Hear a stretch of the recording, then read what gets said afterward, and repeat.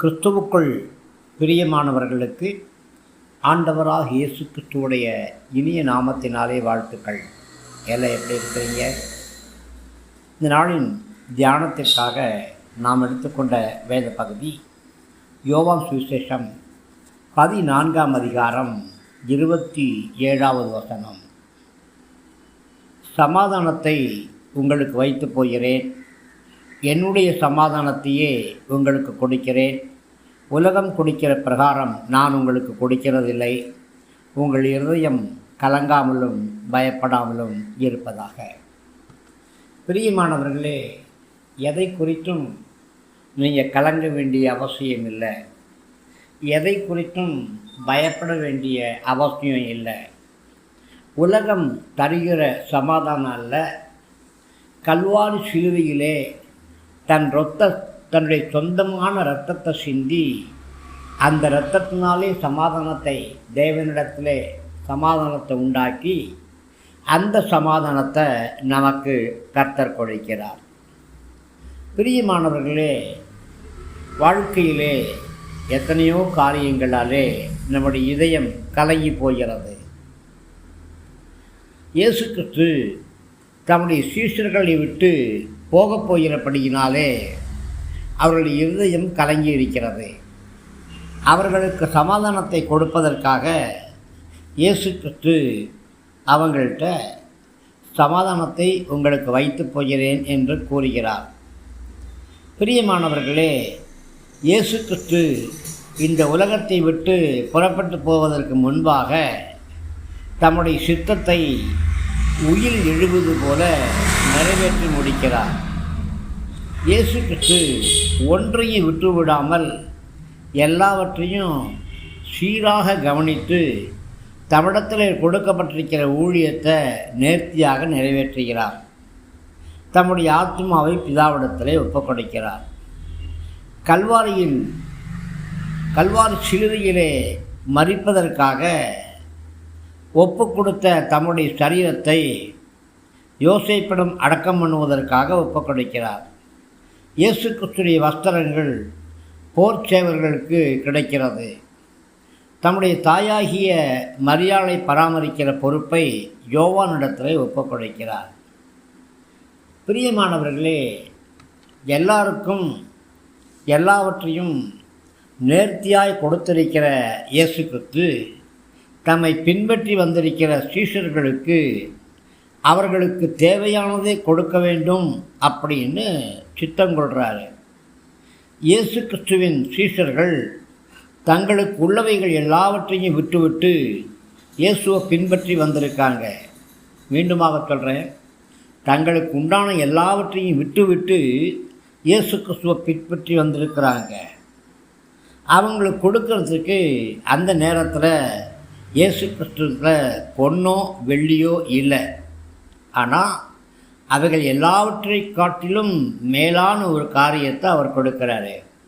என்னுடைய சமாதானத்தையே உங்களுக்கு தரேன் அப்படின்னு சொல்கிறாரு. தம்முடைய சீஷர்களுக்கு தெய்வீக ஆறுதலை கர்த்தர் கட்டளையிடுறாரு. பிரியமானவர்களே, இயேசு கிறிஸ்து அவர்களை விட்டு போனாலும் அவர் கொடுக்கிற அவருடைய சமாதானம் அவங்களோடு கூட இருக்கும். பரிசுத்த ஆவியானவர் ஆவியின் கனியாகிய சமாதானத்தை சீஷர்களுக்கு நிரம்ப கொடுப்பார். பிரியமானவர்களே, இயேசு கிறிஸ்து நமக்கு கொடுக்கிற சமாதானம் உலக பிரகாரமான சமாதானம் அல்ல. இது இயேசு கிறிஸ்துவோடைய சமாதானம். எல்லா ஆசீர்வாதங்களுக்கும் எல்லா நன்மைகளுக்கும் இயேசு கிறிஸ்து கொடுக்கிற சமாதானமே நமக்கு போதுமானதாக இருக்கும். தேவனோடு நாம் ஒப்புரவாவதற்கு அவருடைய சமாதானம் நமக்கு ரொம்ப யூஸ்ஃபுல்லாக பெனிஃபிட்டாக இருக்கும். தேவனுடைய அன்பை பெறுவதற்கும் கிறிஸ்துவுடைய சமாதானம் நமக்கு உதவி செய்யும். இயேசு கிறிஸ்துவுடைய சமாதானம் நமக்கு கிடைக்கிறபடியினால நாம் தேவனோடு சமாதானமாக இருப்போம். இயேசு கிறிஸ்துவின் சமாதானம் கொடுக்கப்பட்டிருக்கிறபடியினாலே நம்முடைய மடிகளிலே எப்பொழுதும் தேவனுடைய சமாதானம் தங்கி இருக்கும். இயேசு கிறிஸ்து இந்த பூமியிலே பிறந்த பொழுது தேவ தூதர்கள் மனுஷர்களை ஆசீர்வதிக்கும் பொழுது உன்னதத்தில் இருக்கிற தேவனுக்கு மகிமையும் பூமியிலே சமாதானமும் மனுஷங்க மேலே பிரியமும் உண்டாவதாக அப்படின்னு சொல்லி தேவனை துதித்தார்கள் என்று லூக்கா 2:14 வாசிக்கிறோம். தேவ தூதர்கள் அப்பொழுது சொன்ன அந்த சமாதானத்தை தான் இயேசு கிறிஸ்து இப்பொழுது பழையபடியாக சொல்லுகிறார். இயேசு கிறிஸ்து கொடுக்கிற அவருடைய சமாதானமானது யாரெல்லாம் அவரை உண்மையாக பின்பற்றி வருகிறார்களோ அவர்கள் எல்லாருக்கும், எனக்கும் உங்களுக்கும் இந்த மெய் சமாதானம் கொடுக்கப்பட்டிருக்கு. எல்லா காலங்களிலும் எல்லா தேசங்களிலும் எல்லா மொழி பேசக்கூடிய மக்கள் மத்தியிலும் எல்லா நிறத்தாராக இருந்தாலும் எந்த குணத்தாராக இருந்தாலும் அவங்க எல்லாருக்கும் இயேசு கிறிஸ்துவுடைய இந்த மெய் சமாதானம் நிச்சயமாக பலிக்கக்கூடியதாக இருக்குது. இது ஆண்டவர் சொல்லும் பொழுது இந்த சமாதானம் உலகம் கொடுக்கிற பிரகாரமாக இல்லை அப்படின்னு சொல்லிட்டாரு. உலகத்தார் எப்படி சொல்லுவாங்க? உங்களுக்கு சமாதானம் அப்படின்னு வாயில் சொல்லுவாங்க, உதட்டில் சொல்லுவாங்க. ஆனால் செயலில் வேறு மாதிரி இருக்கும். இதுக்கு பேர் தான் சடங்காச்சாரம். உங்களுக்கு சமாதானம் என்று சொல்லிக்கிட்டு முதுகுக்கு பின்னாடி கத்தி எடுத்து குத்துற உலகம் இது. யூடியூப் ப்ரூட்டஸ் அப்படின்னு ஜூலியஸ் சீசர் கேட்கும்படியாக அதிகமாக யாரை நம்பினானோ அந்த ப்ரூட்டஸே ஜூலியஸ் சீசரை கட்டி பிடிச்சி முத்தமிட்டு கத்தியால் குத்தினா இல்லையா? இதுதான் உலகம் கொடுக்கிற சமாதானம். பிரியமானவர்களே, இந்த உலகம் மனுஷனுடைய சரீரத்துக்கு மட்டும்தான் நன்மையை வெகுமதியை கொடுக்கும். உலகம் கொடுக்கிற நன்மைகள், சமாதானம், வெகுமதி ஒரு குறிப்பிட்ட காலம் வரைக்கும் தான் இருக்கும். ஆனால் இயேசு கிறிஸ்து கொடுக்கிற கிருபையின் வரங்கள், கிருபையின் ஆசீர்வாதம் நம்முடைய ஆத்மாவுக்கும் ஆசீர்வாதமாக இருக்கும். இந்த ஆத்மா, இந்த ஆசீர்வாதம் நித்திய ஆசீர்வாதமாக நம்மோடு நித்திய காலமாக இருக்கும். அதனால் இயேசு கிறிஸ்து கொடுக்கிற இந்த சமாதானம் நித்திய காலத்துக்கும் பிரயோஜனமாக இருக்கும். இந்த உலகம் கொடுக்கிற சமாதானத்துக்கும் இயேசு கிறிஸ்து கொடுக்குற சமாதானத்துக்கும் இதான் மிகப்பெரிய வித்தியாசம். இயேசு கிறிஸ்து கொடுக்குற சமாதானம் மெய்யானது, அது நித்தியமானது.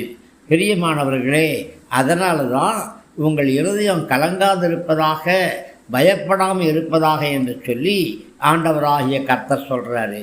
கர்த்தர் கொடுத்திருக்கிற சமாதானத்தினாலே நான் உங்களை வாழ்த்துகிறேன், நான் உங்களை ஆசீர்வதிக்கிறேன். எந்த ஆசீர்வாதங்கள் உலக பிரகாரமான ஆசீர்வாதங்கள் மாத்திரமல்ல, உலக பிரகாரமான சமாதானம் மாத்திரமல்ல, நித்தியத்துக்கும் உரிய ஆசீர்வாதங்களாய் சமாதானங்களாய் இருக்கிறபடியினாலே இந்த சொல்லி முடியாத சமாதானத்தினாலே கர்த்தர் உங்களை நிரப்பி ஆசீர்வதிப்பாராக. ஆமேன், ஆமேன், ஆமேன். கிறிஸ்துவுக்குள் பிரியமானவர்களுக்கு அபிஷேகம் செய்யப்பட்ட அந்த ரேமா வார்த்தைகள் உங்களுக்கு ஆசீர்வாதமாக இருக்கும்னு விசுவாசிக்கிறேன்.